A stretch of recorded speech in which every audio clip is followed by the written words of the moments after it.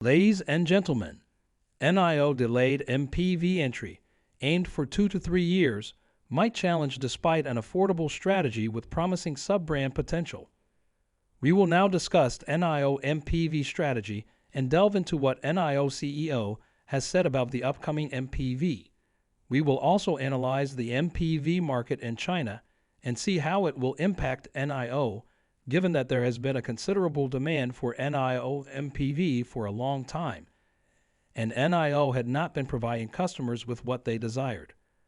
Shortly after NIO Day, the CEO stated that, in his perspective, the MPV should not cost more than 400,000 RMB. Now, if we look at the market, Li Auto mega price is obviously higher, as per NIO president, who mentioned that if Li Auto keeps its price around 789, it will take away market share.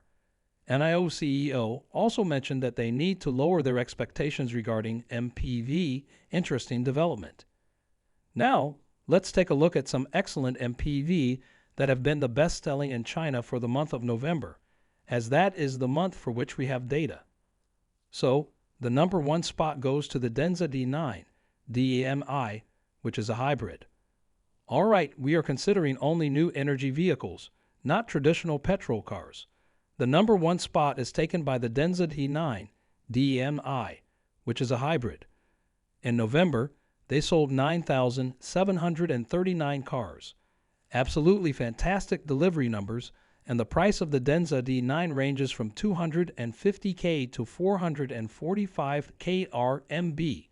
So this is a price range that largely aligns with NIO target price range, right? The next best-selling car is the Voya Dreamer, and it sold 3,550 cars in the month of November. The price ranges from approximately 240K to 640K RMB. It is also a PHEV, a hybrid. Again, you're seeing a trend there. Hybrid number 1, hybrid number 2. So what will be number 3? The third spot goes to the Trump E9, which is another hybrid car. They sold 1,800 cars in November, and its price ranges from around 230K to 390K RMB. The first, second, and third spots are all dominated by hybrids. Now in the fourth spot, we finally have our first full EV MPV, and that is the Zeekr 009. They don't have any hybrid version at all. If you want a Zeekr MPV, this is your only choice. It's a pure EV and has gained a good reputation for providing excellent safety in various collisions. The A-pillars are very strong and sturdy, giving it a good safety reputation. However, in November, they only sold 1,639 units of this kind of car, placing it in the fourth spot. Its price is a bit higher, ranging from 499K to 588 RMB. It's a relatively high price, but you're looking at the overall trend. In this market, trade in various cars is primarily based on hybrids and EREV.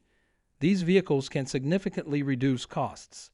However, so far, fully EV are quite expensive. Li Auto Mega is also relatively pricier.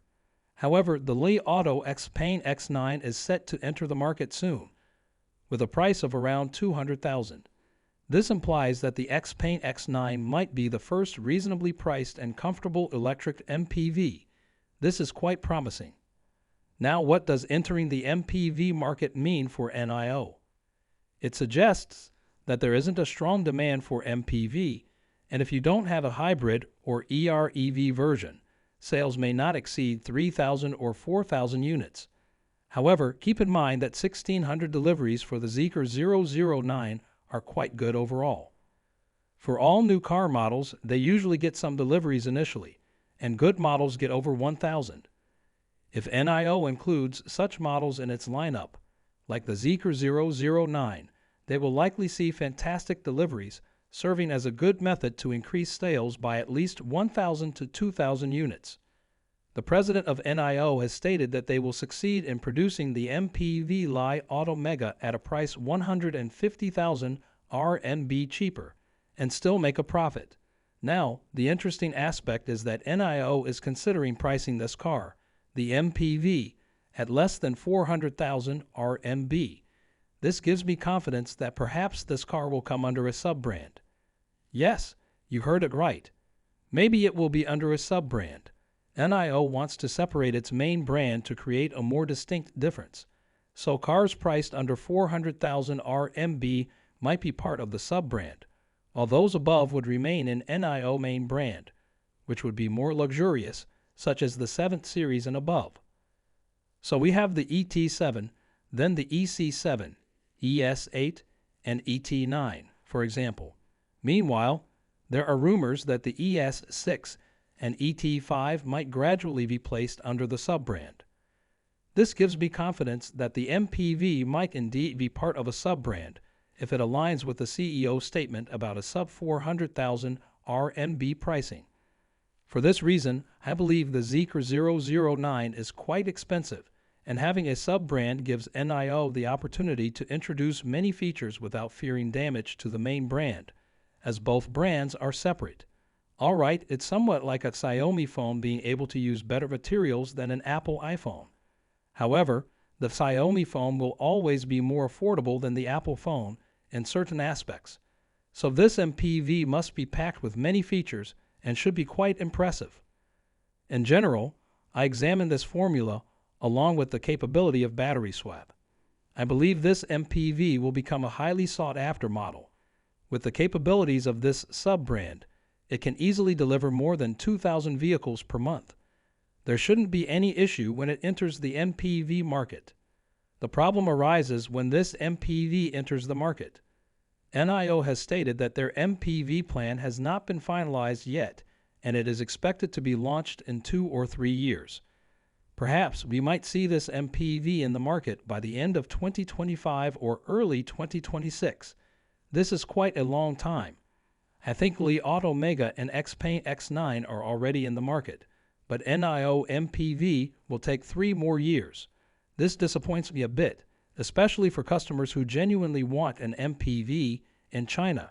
People have a great liking for MPV, especially for larger families who prefer the comfort of MPV lounges, such as those found in buses. I believe NIO MPV strategy will be successful, but it will enter the market very late, 2 or 3 years from now.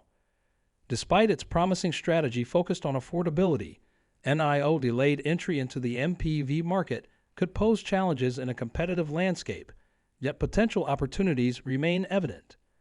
Thank you for joining us today. If you enjoyed the video, don't forget to hit the like button and subscribe to our channel for more stock predictions and market insights. Remember to turn on the notification bell so you never miss an update. Happy investing, and see you in the next video.